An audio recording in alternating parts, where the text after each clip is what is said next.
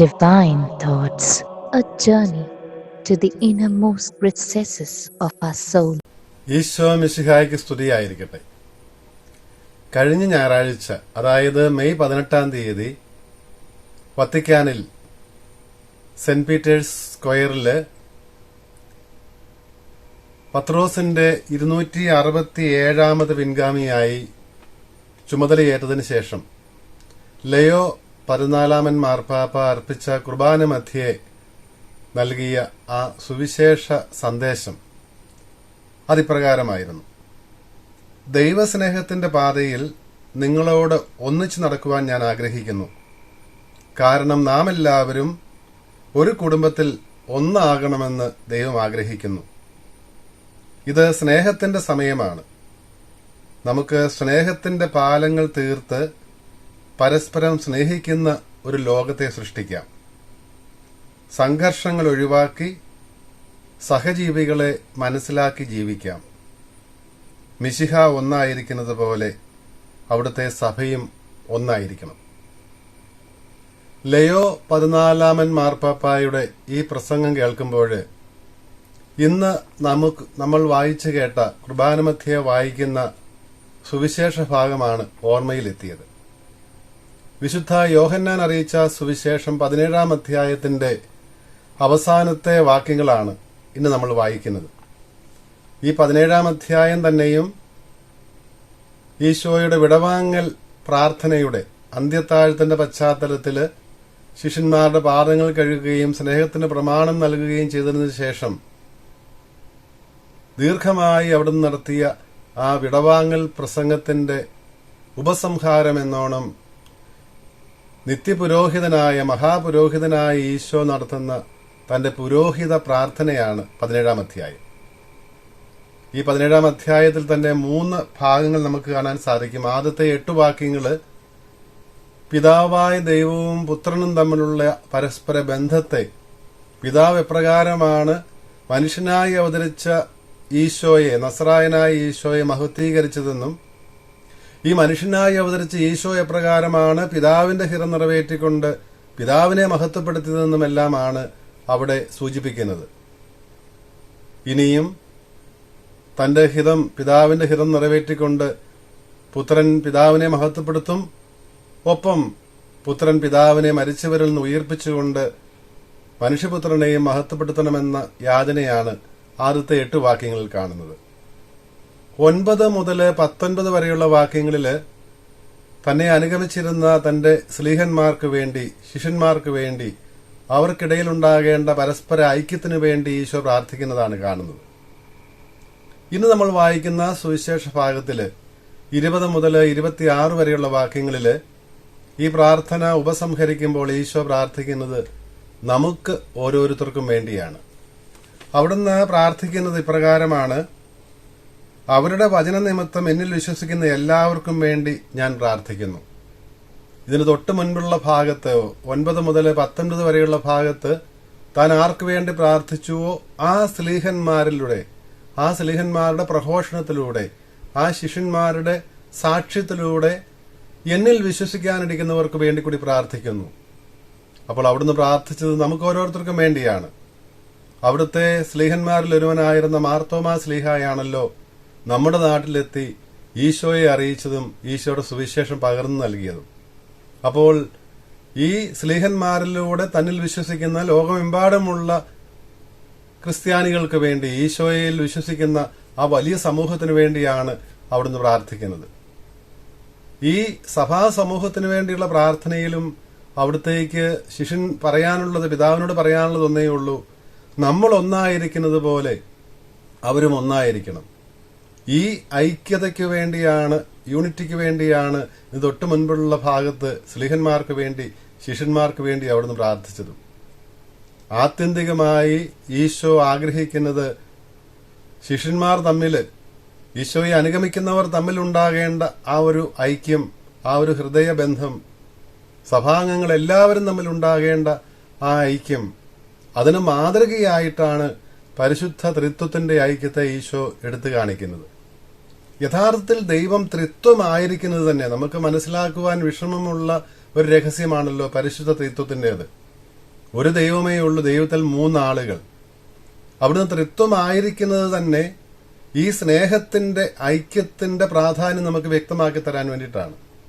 ഈശോയിൽ വിശ്വസിക്കുന്നവർ അവിടുന്ന് അവർ വ്യത്യസ്ത രാജ്യങ്ങളിലാണെങ്കിലും ഭൂപ്രദേശങ്ങളിലാണെങ്കിലും എല്ലാവരും ചേർന്ന് ഏക ശരീരമായ മിശിഹായുടെ ശരീരമായ സഭയ്ക്ക് രൂപം നൽകുന്നുവെന്നും ഈ ശരീരത്തിന്റെ ശിരസ്സാണ് മിശിഹ, അങ്ങനെ മിശിഹായോട് ചേർന്നുള്ള ഏക ശരീരമാണ് തിരുസഭയെന്നും സൂചിപ്പിക്കുകയാണ്. അപ്പോൾ ഈ ശരീരത്തിലെ വിവിധ അവയവങ്ങൾ തമ്മിലുള്ള ബന്ധമാണ് സഭാംഗങ്ങൾ തമ്മിൽ ഉണ്ടാകേണ്ടത് എന്ന് വ്യക്തമാക്കുവാൻ വേണ്ടി, അപ്പോൾ അതിനൊരു മാതൃകയായിട്ടാണ് പരിശുദ്ധ ത്രിത്വത്തിന്റെ ആ ദിവ്യ രഹസ്യം. ഒരു ദൈവം, എന്നാൽ മൂന്നാളുകൾ, ഇവിടെ ഒരു ശരീരം, വ്യത്യസ്തമായ അവയവങ്ങൾ. ആ ഒരു ബന്ധത്തിലേക്ക് തന്നിൽ വിശ്വസിക്കുന്ന എല്ലാവരും വരണമെന്നുള്ളതായിരുന്നു ഈശോയുടെ പ്രാർത്ഥന. അവിടുന്ന് പറഞ്ഞു, പിതാവേ, നീ എന്നിലും ഞാൻ നിന്നിലുമായിരിക്കുന്നത് പോലെ അവരെല്ലാവരും ഒന്നായിരിക്കേണ്ടതിന്. പിതാവും പുത്രനും റൂഹായും തമ്മിലുള്ള ആ ഐക്യം, അതാണ് ശിഷ്യന്മാർക്കിടയിൽ, വിശ്വാസികൾക്കിടയിൽ ഉണ്ടാകേണ്ട ഐക്യത്തിന്റെ മാതൃക. എന്തിനു വേണ്ടിയാണ് ഈ ഐക്യം വിശ്വാസികൾക്കിടയിൽ ഉണ്ടാകേണ്ടത്? നീ എന്നെ അയച്ചുവെന്നും ലോകം വിശ്വസിക്കുന്നതിന്. അപ്പൊ ലോകത്തിന് സാക്ഷ്യമായിട്ടാണ്. ഈ പ്രസംഗത്തിൽ തന്നെ 13-ാം അധ്യായം 35-ാം വാക്യത്തിൽ ഈശോ പറഞ്ഞല്ലോ, ഞാൻ നിങ്ങളെ സ്നേഹിച്ചതുപോലെ നിങ്ങളും പരസ്പരം സ്നേഹിക്കുവിൻ. നിങ്ങൾക്ക് പരസ്പര സ്നേഹമുണ്ടെങ്കിൽ അതുമൂലം നിങ്ങൾ എന്റെ ശിഷ്യന്മാരാണെന്ന് ലോകമറിയുമെന്ന്. അപ്പോൾ ലോകം ഇതറിയാൻ വേണ്ടിയിട്ടാണ് ഈശോയെ അയച്ചിരിക്കുന്നത്. ലോകത്തിന്റെ രക്ഷകനായിട്ടാണ്, ലോകം മുഴുവന്റെയും രക്ഷയ്ക്ക് വേണ്ടിയാണ് പുത്രനെ അയച്ചിരിക്കുന്നത്. ആ സത്യം ലോകം മനസ്സിലാക്കുന്നതിന് വേണ്ടി, ലോകത്തിന് സാക്ഷ്യമാകുവാൻ വേണ്ടിയിട്ടാണ് വിശ്വാസികൾക്കിടയിൽ ഈ ഐക്യം ഉണ്ടാകേണ്ടത് എന്നാണ് അവിടുന്ന് പ്രാർത്ഥിക്കുന്നത്. ഈ സാക്ഷ്യം അത് വിശ്വാസത്തിലേക്ക് അവരെ നയിക്കണം. അങ്ങനെ ലോകം മുഴുവനും ഒരു കുടുംബമായി തീരണം. മാർപ്പാപ്പ പ്രാർത്ഥിച്ചതും അത് തന്നെയല്ലേ? നാം എല്ലാവരും ഒരു കുടുംബത്തിൽ ഒന്നായിരിക്കണമെന്നാണ് ദൈവം ആഗ്രഹിക്കുന്നത്. ഇത് സ്നേഹത്തിന്റെ സമയമാണ് എന്ന് മാർപ്പാപ്പ പറയുമ്പോൾ ഇതേ ആശയം തന്നെയാണ് ഇന്നത്തെ സാഹചര്യത്തിൽ നമ്മോട് പരിശുദ്ധ പിതാവിലൂടെ റൂഹാദ കുരിശ പറയുന്നത്.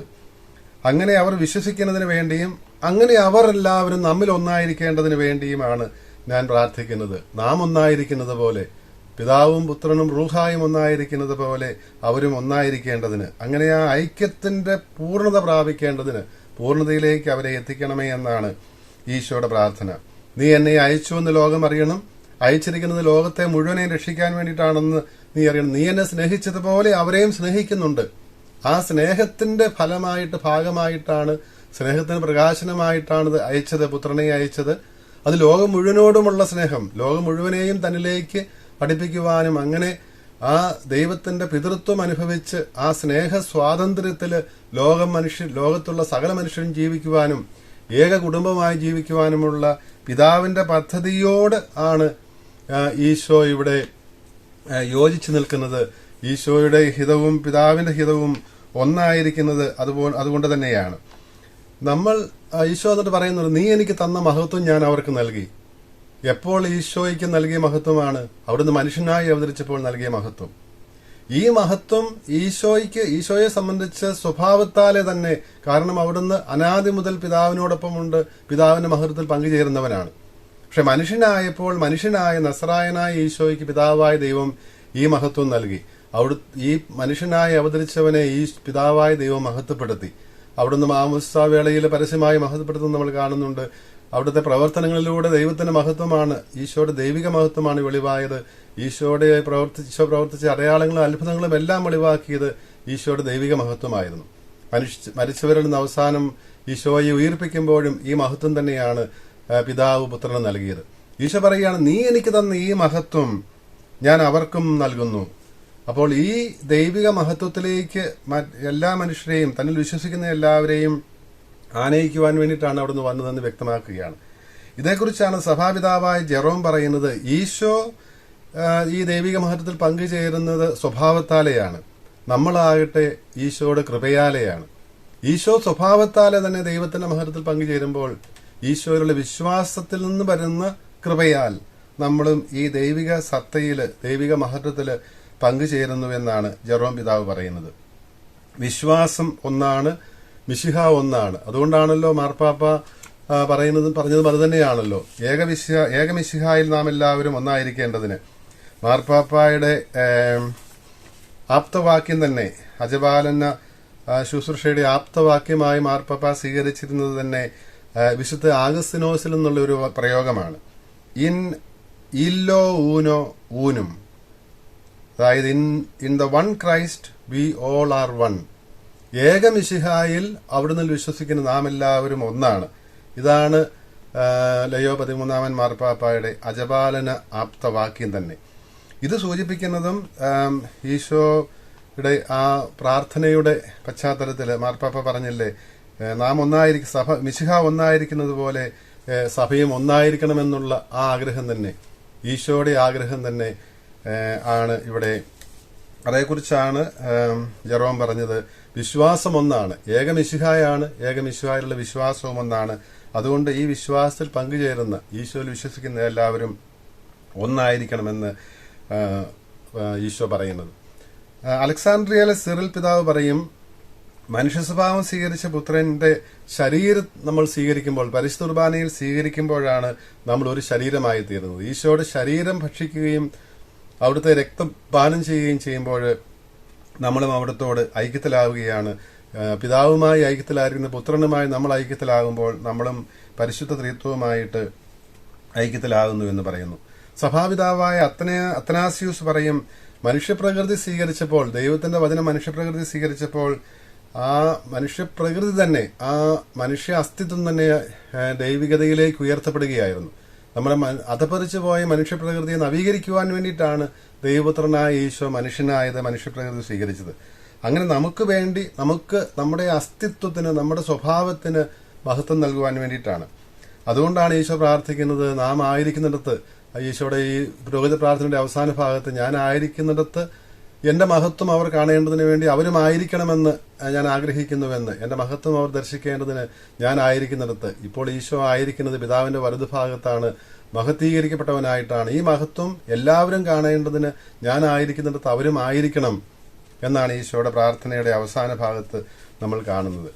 ഇതേ കാര്യം തന്നെയാണ്, എല്ലാവരും ഈ രക്ഷയിലേക്ക് വിളിക്കപ്പെട്ടിരിക്കുന്നു, അത് ദൈവത്തിന്റെ പദ്ധതിയിൽ ഇത് ആരംഭം മുതലേ ഉണ്ടായിരുന്നതാണ് എന്നാണ് ആദ്യ വായനയിൽ ഏശയ്യാ നബി 52 അധ്യായത്തില് പറയുന്നത്. കർത്താവിൻ തന്റെ ജനത്തെ ആശ്വസിപ്പിച്ചിരിക്കുന്നു, ജെറൂസലമിനെ മോചിപ്പിച്ചിരിക്കുന്നു, തന്റെ പരിശുദ്ധകരം എല്ലാ ജനതകളുടെയും മേല് അവിടുന്ന് ഉയർത്തിപ്പിടിച്ചിരിക്കുന്നു. അപ്പോൾ എല്ലാ ജനതകളെയും ഈ രക്ഷയിലേക്ക് നയിക്കുവാൻ വേണ്ടിയിട്ട് ഭൂമിയുടെ അതിർത്തികളും നമ്മുടെ ദൈവത്തിൽ നിന്നുള്ള രക്ഷ കാണും എന്ന് ഏശയ്യാ നബി പറയുമ്പോൾ അത് തന്നെയാണ് പറയുന്നത്. അപ്പോൾ ഈ സുവിശേഷം അറിയിക്കുന്നവരുടെ ജീവിതം എത്രയോ ഭാഗ്യം ചെയ്തത് എന്ന് ഏശയ്യാ നബി 52 അധ്യായം 7 വാക്യത്തിൽ പറയുന്നുണ്ട്. സദ്വാർത്ത അറിയിക്കുകയും ഈ സുവിശേഷം അറിയിക്കുകയും ഈശോ രക്ഷകനാണ് എന്നുള്ള സുവിശേഷം അറിയിക്കുകയും സമാധാനം വിളംബരം ചെയ്യുകയും രക്ഷയുടെ സന്ദേശം പ്രഘോഷിക്കുകയും സിയോനോട് നിന്റെ ദൈവം ഭരിക്കുന്നെന്ന് പറയുകയും ചെയ്യുന്നവരുടെ പാദങ്ങൾ മലമുകളിൽ എത്രയോ സുന്ദരം. സുവിശേഷം പ്രഘോഷിക്കുന്ന, ഈശോയെ പ്രഘോഷിക്കുന്ന, ഈശോയ്ക്ക് സാക്ഷ്യം വഹിക്കുന്നവരുടെ ജീവിതം എത്രയോ സുന്ദരം എന്നാണ് ഏശയ്യാ നബി പറഞ്ഞത്. അത് ഇപ്പോൾ നമ്മൾ ലയോ മാർപ്പാപ്പായെ കേൾക്കുമ്പോഴും ആ മാർപ്പാപ്പായുടെ മഹത്വം, ഈ ദൈവിക ഈശോയുടെ ദൈവത്വം സുവിശേഷം പ്രഘോഷിക്കുന്നതിലാണ് എന്നുള്ളത് നമുക്ക് വ്യക്തമാകുന്നുണ്ട്.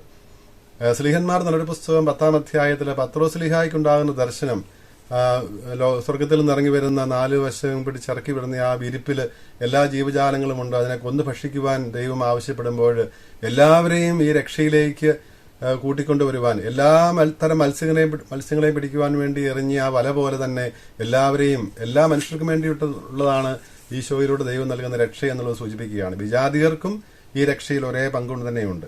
അക്കാര്യമാണ് പൗലോസ് ശ്ലീഹ എഫേസോസിലെ സഭയ്ക്ക് എഴുതുമ്പോൾ പറയുന്നത്, നമ്മെ ഇരുകൂട്ടരെയും, ഇസ്രായേൽ ജനതയെയും വിജാതിയരെയും മിശിഹായിൽ ഒന്നിപ്പിക്കുവാൻ വേണ്ടി അവിടുന്ന് കുരിശില് മരിച്ചു. വിദൂരസ്ഥരായിരുന്ന നമ്മെ ഇപ്പോൾ മിശിഹായുടെ രക്തം വഴി നമ്മളും അവിടുത്തോട് സമീപസ്ഥരായിരിക്കുന്നു. നമ്മൾ തമ്മിലുള്ള ആ മതിൽ തകർത്ത്, ശത്രുതന്റെ മതിൽ തകർത്ത് അവിടുന്ന് നമ്മുടെ സമാധാനമായിരിക്കുന്നുവെന്ന് പൗലോസ് ശ്ലീഹ എഫേസോസിലെ സഭയ്ക്ക് എഴുതുന്നത് നമ്മൾ വായിച്ചു കേൾക്കുന്നുണ്ട്. ഈ ശ്ലീഹ തന്നെയാണ് 4 അധ്യായത്തിൽ എഫേസോസിലെ സഭയ്ക്ക് എഴുതുമ്പോൾ പറയുന്നത്, സമാധാനത്തിൽ നമ്മൾ അരൂപിയുടെ ഐക്യം പാലിക്കുവാൻ തൽപരരായിരിക്കുമെന്നാണ് ശ്ലീഹ ആഹ്വാനം ചെയ്യുന്നത്. ഇത് നിങ്ങൾക്ക് ലഭിച്ച വിളി ഒരേ പ്രത്യാശയിലേക്ക് ആയിരിക്കുന്നത് പോലെ നിങ്ങൾ ഒരേ ശരീരവും ഒരേ ആത്മാവും ആകേണ്ടതിനാണ് എന്നും ശ്ലീഹ 4 അധ്യായം 3 വാക്യത്തിൽ പറയുന്നുണ്ട്. 4-ാം അധ്യായത്തിൽ തന്നെ 13-ാം വാക്യത്തില് ശ്ലീഹ പറയും, നാം എല്ലാവരും വിശ്വാസവും ദൈവപുത്രനെ കുറിച്ചുള്ള അറിവും മൂലം ഒന്നായി തീർന്ന് മിശിഹായുടെ പൂർണ്ണതയ്ക്കൊത്തവണ്ണം പൂർണ്ണമായ ഏക മനുഷ്യനാകാൻ വേണ്ടിയാണ് ഇതെല്ലാമെന്ന്. അപ്പോൾ സമാധാനമാണ്, ഐക്യമാണ് ഈ ഈശോയിലുള്ള വിശ്വാസം വഴി സംജാതമാകേണ്ടത്. അങ്ങനെ ഈ ലോകം മുഴുവനും ഒരു കുടുംബമായി തീരണമെന്നുള്ളതായിരുന്നു ഈശോയുടെ പ്രാർത്ഥന. അതുതന്നെയാണ് പ്രവാചകനിലൂടെ ഏഷ്യാനിബിയായിലൂടെ ദൈവം അരുൾ ചെയ്തിരുന്നത്. അതുതന്നെയാണ് പത്രോസ്ലീഹായ്ക്ക് വ്യക്തമാക്കി കൊടുത്തത്. അതുതന്നെയാണ് പൗലോസ്ലീഹ എഫേസൂസിലെ സഭയ്ക്കും ഇന്ന് നമ്മോടും പറയുന്നത്. അതുതന്നെയാണ് ഈ ആധുനിക കാലത്തിൽ ഇന്ന് ലയോ 14 മാർപ്പാപ്പ നമ്മോടും പറയുന്നത്. ഈ സ്നേഹത്തിന്റെ, ഈ സമാധാനത്തിന്റെ, ഐക്യത്തിന്റെ വാഹകരാകുവാൻ നമുക്ക് ശ്രമിക്കാം. ദൈവം അനുഗ്രഹിക്കട്ടെ.